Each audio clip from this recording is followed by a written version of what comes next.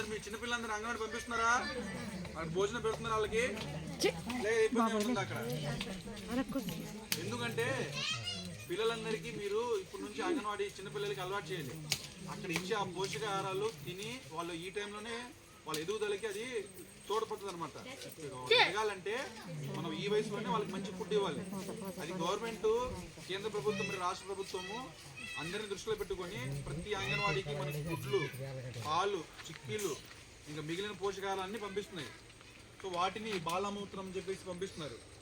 అవన్నీ వాళ్ళకి అందేలా చూసుకునే బాధ్యత మీది. మీ పిల్లలు వెళ్తున్నారా లేదా? ఒకరు వెళ్ళకపోతే వాళ్ళకి వెళ్ళేటట్టు చేయాల్సిన బాధ్యత మీది. సరేనమ్మా?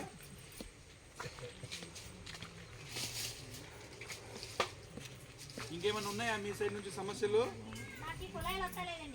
సరేనమ్మా, తప్పకుండా మీకు నాకు కొంచెం టైం ఇవ్వండి, నేను అది సరి చేసి పెడతాను. దాని తర్వాత విద్యుత్ దీపాలు అంటున్నారు. దానికి ఏంటంటే మొన్నే మన రాష్ట్ర మంత్రి అచ్చెన్నాయుడు గారు ఏం చేశారంటే కొత్త పెన్షన్లు ఇస్తాము అని చెప్పేసి జూన్ నెలలో స్టార్ట్ అవుతుంది. జూన్ నెల 12 నుంచి మనకు స్టార్ట్ అవుతుంది.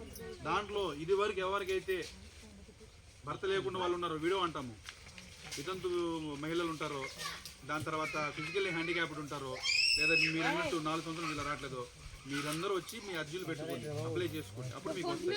జూన్లో ఇది పథకం ప్రారంభం అవుతుంది. సరేనమ్మా? ఇన్ని రోజులు వాళ్ళు వేరే వేరే కార్యక్రమాల మీద దృష్టి పెట్టడం వల్ల పెన్షన్ల మీద దృష్టి పెట్టలేకపోయారు. ఇప్పుడు పెన్షన్ల మీద కూడా దృష్టి పెడతారు.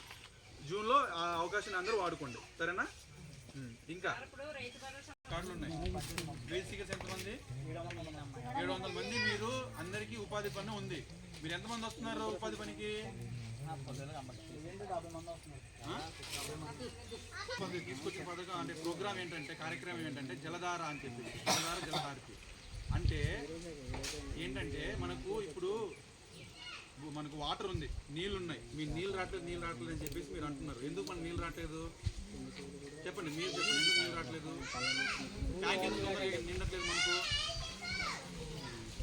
భూమిలో నీరు లేదు. భూమిలో ఎందుకు నీరు ఉండట్లేదు? వర్షాలు లేక కాదు, వర్షాలు పడుతున్నాయి. ప్రతి బొట్టుని మనం కాపాడుకోగలిగితే మన భూమిలో నీరు ఇంప్రూవ్ చేయవచ్చు. మనం ఏం చేస్తున్నాము? వాటర్ని అలా వదిలేస్తున్నాము. అవి వృధాగా ఇప్పుడు ఇలా మొత్తం కిందకి వెళ్ళిపోయి మనకి ఏలూరు వెళ్ళిపోతుంది. అంతేనా? ఏలూరు ప్రాజెక్ట్కి వెళ్ళిపోతుంది. అలా కాకుండా మీ గ్రామంలో పడే ప్రతి బొట్టును మీరు నిల్వ చేసుకోగలిగితే, ఆ నిల్వ చేసి ఇలాంటి చెరువులు నిల్వ చేస్తే అవి భూమిలోకి ఇంకి భూగర్భ జలాలు పెరిగి అవి మనకు మళ్ళీ నీళ్ళుగా వస్తాయి. ఇప్పుడు మోటార్ ఉంది, తొందరగా ఎక్కట్లేదు. ఎందుకు? లోపల భూమిలో నీళ్ళు లేవు. భూమిలో నీళ్ళు ఉంటేనే మోటార్ ఎక్కువ లాగి ట్యాంకు తొందరగా నిండుతుంది. అది నిండాలంటే మనము ప్రతిదానికి లింకే ఉంటుంది. మీకు చెప్తున్నాను చూడండి. ఆ ట్యాంక్ నిండాలంటే లోపల భూమిలో నీళ్ళు ఉండాలి. భూమిలో నీళ్ళు ఉండాలంటే ఇలాంటి చెరువులు కానీ, పెద్ద చెరువులు కానీ, మీకు ఫామ్ పాండ్స్ కానీ, పర్కులేషన్ పాండ్స్ కానీ, ఇవన్నీ మీరు మట్టి పనిలో జాగ్రత్తగా పనిచేసుకుని వాటిని వర్షం పడేటప్పుడు ఇవన్నీ నిండేటట్టు చూసుకోవాలి. అది చూసుకోవాల్సిన బాధ్యత ఎవరిది? మనది. అవి పనిచేసినందుకు మీరు డబ్బులు ఇస్తున్నారా లేదా? మరి అలాంటప్పుడు మొత్తం మీ గ్రామ పంచాయతీలో దగ్గరగా 700 మందికి ఉపాధి పనులు కార్డులు ఉంటే 700 మందికి పని ఇవ్వగలిగితే మీరు 70 మందే వస్తున్నారు. ఎందుకని? ఎందుకు మీ మిత్రులు, మీ వాళ్ళు, మీ ఆయన, వీళ్ళందరూ ఉంటారు కదా, పొద్దున్న వచ్చి ఒక 2 గంటలు 3 గంటలు పనిచేసుకుని వెళ్ళిపోతే మీకు 200, 150, 300 వస్తుంది కదా. మీరు పనిచేసి